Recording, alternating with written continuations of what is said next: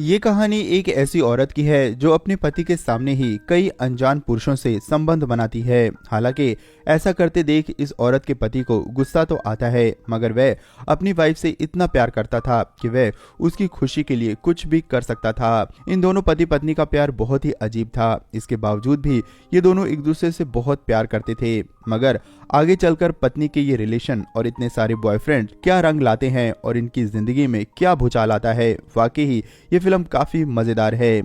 Wife Melinda Brazil की रहने वाली है जो कि बहुत ही ओपन माइंडेड है। वहीं विक अमेरिका का रहने वाला है। उसकी एक बेटी ट्रिक्सी है। फिल्म की शुरुआत में हम देखते हैं कि विक और मिलिंडा एक दोस्त की पार्टी में जाने के लिए तैयार होते हैं। मिलिंडा विक से कहती है कि तुम जानते हो ना कि मैं तुमसे कितना प्यार करती हूँ। इस पर विक कोई जवाब नहीं देता। वे दोनों पार्टी में पहुंचते हैं। मिलिंडा को उसका एक पुराना बॉयफ्रेंड जॉय मिलता है। मिलिंडा उसके साथ थोड़ा बिजी हो जाती है। थोड़ी देर बाद विक मिलिंडा को खोजने लगता है। वह देखता है कि उसकी बीवी जॉय के साथ नीचे एंजॉय कर रही है। मिलिंडा को किसी और के साथ देखकर विक बिल्कुल भी सरप्राइज नहीं होता। पार्टी में कुछ दोस्त उसे कहते हैं कि ये सब देखकर क्या तुम्हें गुस्सा नहीं आता, लेकिन विक कुछ नहीं कहता। थोड़ी देर बाद देखते हैं कि विक की पत्नी मिलिंडा पियानो बजा रही है। उसे पियानो बजाते देख विक को बहुत खुशी होती है।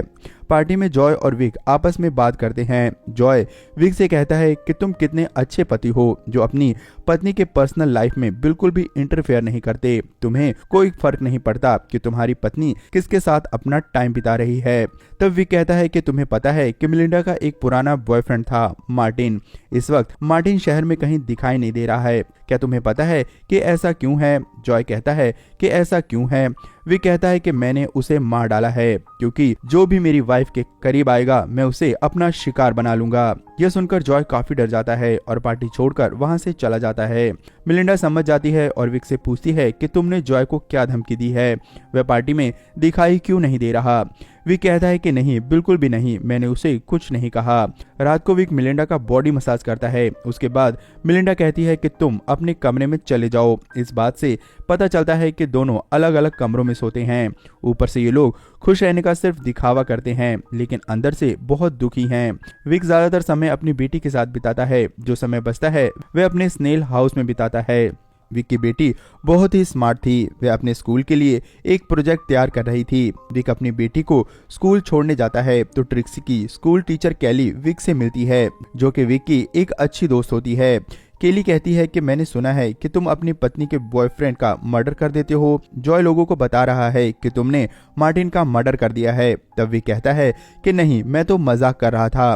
केली कहती है कि मजाक हो या सच, लेकिन आइडिया तुम्हारा काम कर रहा है। अब जॉय तुम्हारे घर के आसपास भी दिखाई नहीं देता। मिलिंडा भी उसकी इस बात से दुखी थी। वह विक से कहती है कि जॉय को घर पे डिनर के लिए बुलाते हैं और तुम उससे सॉरी कहोगे। अगले दिन जॉय डिनर पर आता है। डिनर के बाद मिलिंडा कहती है कि तुम ट्रिक्सी के पास जाओ और उसे कहानी सुनाओ। विक समझ जाता है कि मिलिंडा जॉय के साथ इंटीमेट होना चाहती है। विक अपनी बेटी के पास जाता है। ट्रिक्सी अपने पापा से कहती है कि वह मॉम को किसी और के साथ देखना पसंद नहीं करती। तब विक कहता है कि कोई बात नहीं, वह सब ठीक कर देगा और उसे सुला देता है। विक बाहर निकलता है तो वह देखता है कि मिलिंडा जॉय के साथ एंजॉय कर रही है। उसे ये सब अच्छा नहीं लगता। वह किचन में जाता है और बर्तन गिरा देता है। आवाज सुनकर वे दोनों बाहर आ जाते हैं। जॉय विक के पास आता है। विक जॉय से कहता है कि मैं तुमसे कोई सॉरी बोलने वाला नहीं हूँ। तुम्हें पता है मैंने मार्टिन को मार मार कर उसका सर फोड़ दिया था। ये सुनकर जॉय और भी ज्यादा डर जाता है। वह घर से तुरंत ही भाग जाता है।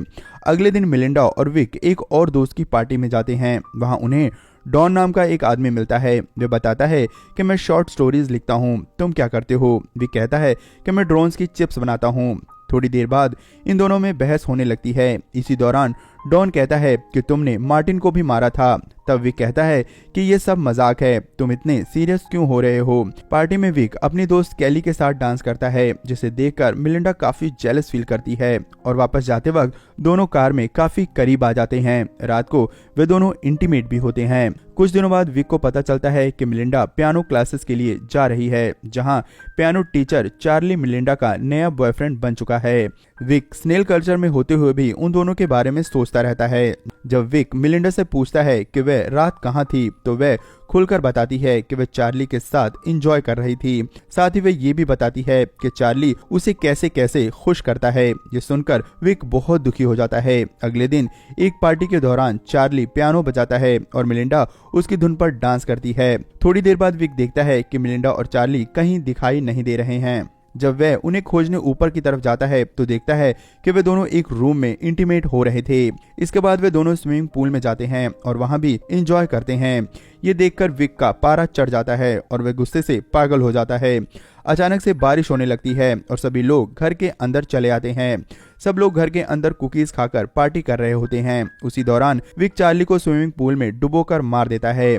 इसके बाद वह अंदर आकर कुकीज एंजॉय करता है।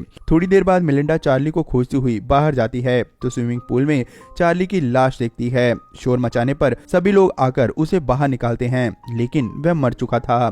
पुलिस भी आती है और सबसे पूछताछ करती है, लेकिन उन्हें कुछ भी पता नहीं चलता। कोई सबूत न मिलने पर इसे एक एक्सीडेंट मान लिया जाता है। डॉन को विक पर शक हो जाता है क्योंकि उसने उन दोनों को नीचे देखा था। डॉन एक प्राइवेट डिटेक्टिव हायर करता है जो कि विक का पीछा करके उसके बारे में पता कर सके। विक को उस डिटेक्टिव के बारे में पता चल जाता है। विक मिलिंडा के बैंक स्टेटमेंट से जान लेता है कि मिलिंडा ने डॉन को डिटेक्टिव हायर करने के लिए पैसे दिए हैं। विक डॉन के घर जाता है और उन दोनों में काफी बहस होती है। अब भी विक की प्रॉब्लम डॉन नहीं था बल्कि मिलिंडा ही थी। वह अपने नए बॉयफ्रेंड के साथ बिजी थी जो कि उसके कॉलेज के समय का ही था और ब्राजील का रहने वाला था। रात को उसकी बेटी कहती है कि डैड, मुझे पता है कि आपने चार्ली को मार दिया है।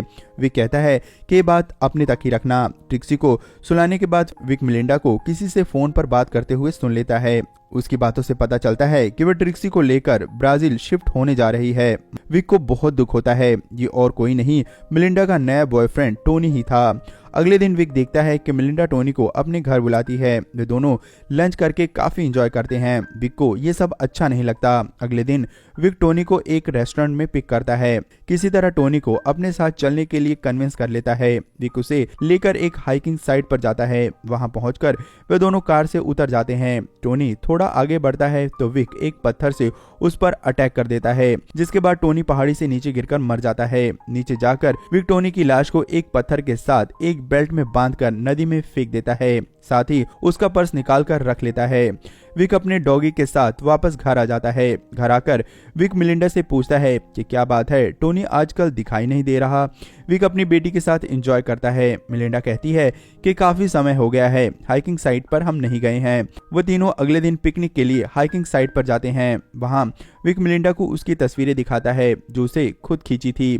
मिलिंडा अपनी तस्वीरें देखकर बहुत खुश होती है। वे कहती है कि तुम वाकई ही एक अच्छे पति हो। मेरी इन हरकतों के बावजूद भी तुम मुझसे कितना प्यार करते हो। मुझे तुमसे ज्यादा प्यार करने वाला कोई और नहीं मिल सकता। तभी विक देखता है कि उसकी बेटी नदी के पास चली गई है। वह उसे वहां लाने के लिए जाता है। विक देखता है कि टोनी की डेड बॉडी फूलने की वजह से पानी से बाहर आ गई है। विक तुरंत ही मिलिंडा और ट्रिक्सी को लेकर घर की तरफ निकल पड़ता है। वह जानबूझकर मिलिंडा का एक स्कार्फ वहां छोड़ देता है। लौटते वक्त कार में मिलिंडा कहती है कि उसका स्कार्फ वहां पर छूट गया है। विक कहता है कि कोई बात नहीं, मैं कल जाकर इसे ले आऊंगा। रात को विक और मिलिंडा इंटीमेट होते हैं, जहां बहुत दिनों बाद विक को एहसास होता है कि शायद मिलिंडा अब बदल चुकी है।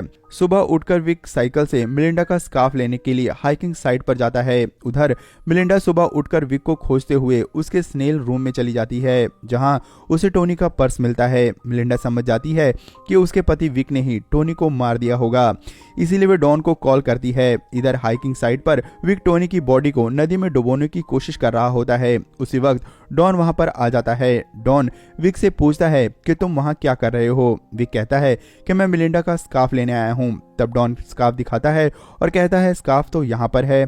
उसी वक्त डॉन टोनी की लाश को देख लेता है और वहां से डरकर भागने लगता है। विक भी साइकिल से उसका पीछा करता है। विक को उस पहाड़ी के रास्ते के बारे में अच्छी जानकारी होती है और वह शॉर्टकट लगाते हुए अचानक से डॉन के सामने आ जाता है।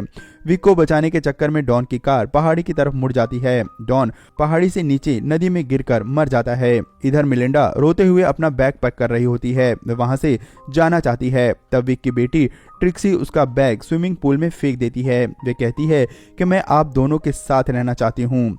मिलिंडा कुछ सोचकर रुक जाती है। विक जब घर आता है तो देखता है कि मिलिंडा सामने बैठी हुई थी। विक पूछता है कि क्या हुआ। मिलिंडा कहती है कि कुछ नहीं। मिलिंडा ने टोनी का पर्स भी जला दिया था। उसे रियलाइज हो गया था कि उसके पति से ज्यादा कोई दूसरा उसे प्यार नहीं कर सकता।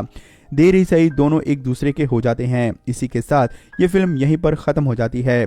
दोस्तों, क्या विक ने सही किया या फिर गलत? विक का कैरेक्टर आपको कैसा लगा, अच्छा या बुरा? हमें कमेंट में जरूर बताएं। विक के लिए एक लाइक जरूर करें और आगे भी ऐसी मस्त वीडियो की एक्सप्लेनेशन के लिए चैनल को जरूर सब्सक्राइब कर लें। धन्यवाद।